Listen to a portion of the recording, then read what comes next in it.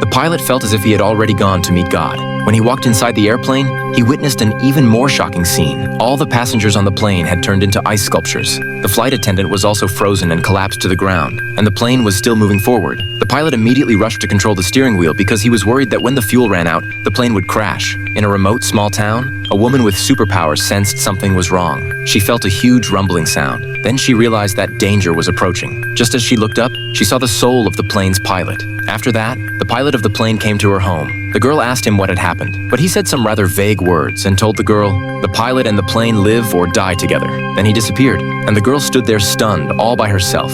She just couldn't figure out what the man had meant, but she knew that the man definitely needed help, so she strung together all the information the man had said. Finally, she inferred that the man might be related to a plane crash incident. So she immediately contacted her boyfriend who worked at the fire department and asked her boyfriend about the relevant news regarding the plane crash. Just then, the man appeared upstairs again. The girl quickly ran towards him, but the man told her that the plane was still in operation and would crash soon. The woman still didn't know the specific information about the flight. The man disappeared once more. The girl felt extremely panicked at this moment. She immediately called the airline company and asked them about the planes flying nearby, but the airline company didn't pay attention to what she said. Then the girl hung up the phone, and she heard a knock on the door. The soul of the flight attendant had come here. She told the girl what had happened. When the flight was in progress, the air inside the cabin had been sucked out. All the passengers felt suffocated, and then everyone was frozen stiff. The flight attendant also told the girl the specific information about the flight. Then the flight attendant left, but it was all too late. The girl heard a huge rumbling sound. When she ran out of the room, the plane had already crashed. The girl looked at the wreckage all over the ground. She began to feel sorry for those who were now only souls.